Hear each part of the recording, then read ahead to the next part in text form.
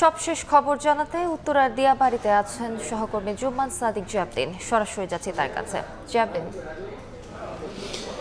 উদ্ধার কাজ একেবারে শেষ মুহূর্তের। এখানে যেই উদ্ধারকারী যন্ত্রপাতি যেগুলো ছিল, ক্রেন সহ অন্যান্য, সেগুলো কিন্তু ইতোমধ্যেই নিয়ে যাওয়া হয়েছে এবং বিমানের যে ধ্বংসস্তূপ সেটি কিন্তু ধ্বংসাবশেষ সেটি ছোট ছোট করে টুকরো করে সেটি ট্রাকে করে নিয়ে যাওয়া হয়েছে বেশ কিছুক্ষণ আগে। এবং এই সেই জায়গাটি যেখানে আসলে বিমানটি বিধ্বস্ত হয়েছিল সেটিকে কিন্তু এখনও স্কট করে রাখা হয়েছে, এবং আমরা যেটি একটু আগে পর্যন্ত আর কি এখানে আইন শৃঙ্খলা বাহিনীর উপস্থিতি আরও বেশি ছিল, সেটি কিন্তু ধীরে ধীরে কমতে শুরু করেছে। উৎসুক জনতা তারাও মোটামুটি এখন চলে গিয়েছে এবং শেষ মুহূর্তে এসে কিন্তু আমরা দেখলাম যে উদ্ধার কাজের এই সমস্ত যেই ধ্বংসস্তূপ সরানোর পরে আরও একটি বিল্ডিংয়ের আরেক প্রান্ত থেকে কিন্তু একটি মরদেহের অংশ বিশেষ সেটি কিন্তু পাওয়া গেছে। সেটি কিন্তু ফায়ার সার্ভিস কিছুক্ষণ আগে নিয়ে গেল।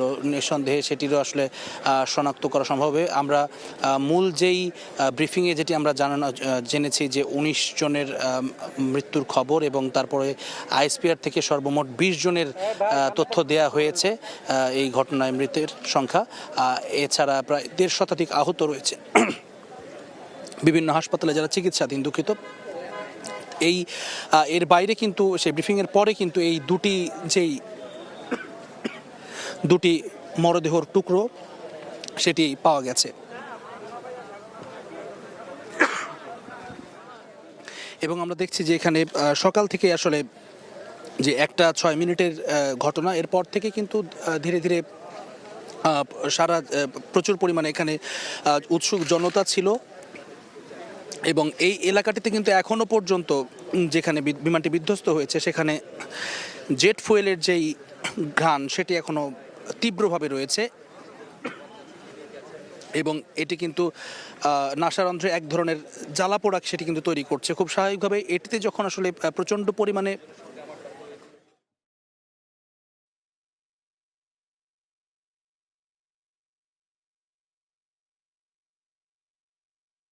যেই জেট ফুয়েলের যে ঘ্রাণ সেটি কিন্তু এখনও বিদ্যমান এবং আপনি জানেন যে আসলে এই বিমানটি আছড়ে পড়বার পরে এই যে ভবনটি আমরা দেখতে পাচ্ছি সেই ভবনের ঠিক মাঝ বরাবর সেটি কিন্তু আঘাত হানে এবং এটি ভবনটিকে প্রায় ছিদ্র করে সেটি পরবর্তী যেই মানে এফোর বলতে যেটি বোঝায় প্রায় সেরকম এফোরই হয়ে গিয়েছে এই বিমানটি।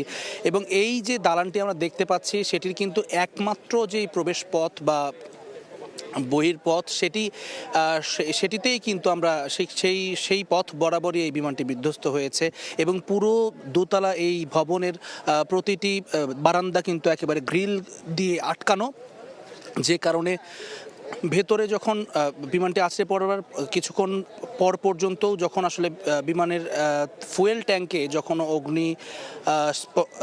অগ্নিদগ্ধ বা অগ্নি বিস্ফোরণটি হয়নি তার আগ পর্যন্তও কিন্তু অনেকে আমরা যেটি শুনেছি যে এই শিক্ষার্থীরা কিন্তু বের হবার চেষ্টা করছিলেন এবং এখান থেকে বের হওয়ার জন্য যেই দরজাটি দিয়ে তারা শিক্ষকদের সহ শিক্ষার্থীরা যে দরজাতে বের হবার চেষ্টা করছিলেন ঠিক সেই মুহূর্তে ফুয়েল ট্যাঙ্কের বিস্ফোরণটি ঘটে এবং এর কারণেই মূলত অতি দাহ্য এই যে জেট ফুয়েল সেটিতে কিন্তু বিকট বিস্ফোরণের ফলে তারা দগ্ধ হয়েছেন। এবং আমরা যেটি জানাচ্ছিলাম আসলে এই যে প্রায় 7-8 ঘন্টা হয়ে গেছে বিস্ফোরণের, তারপরেও কিন্তু সেই জেট ফুয়েলের গন্ধ কিন্তু এখনও এখানে যারা আছেন তারা নিশ্চয়ই টের পাচ্ছেন এবং আমরা দেখছি যে পুরো এলাকাটিকে স্কোয়াড করে রাখা হয়েছে।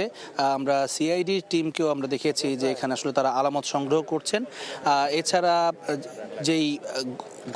যে ঘটনাটি আজকের এই উদ্ধার কাজের প্রাথমিকভাবে আপাতত শেষ হয়েছে বলে ফায়ার সার্ভিস থেকে নিশ্চিত করা হয়েছে। আগামীকালকে হয়তো আরও এখানে তদন্ত কমিটির যারা আসবেন বা তদন্তকারী যে সংস্থাগুলো আছে তারা নিশ্চয়ই এখানে আগামীকালকে আবারও আসবেন। তবে যে উদ্ধার কাজ সেটি কিন্তু আপাতত সমাপ্ত ঘোষণা করা হয়েছে ফায়ার সার্ভিসের পক্ষ থেকে এবং পরবর্তীতে আর কোনো ব্রিফিং কিন্তু তারা করেনি।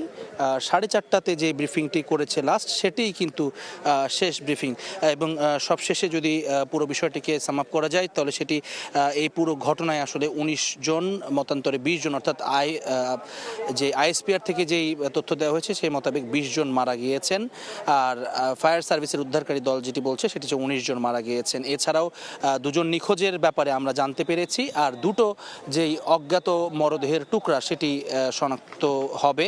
সব মিলিয়ে মৃতের সংখ্যা আরও বাড়তে পারে। তো এই ছিল আমার কাছে এখনো পর্যন্ত বিমান বিধ্বস্তের ঘটনাস্থল থেকে সবশেষ খবর। উত্তরা থেকে সহকর্মী জুম্মান সাদিক জাবরিন।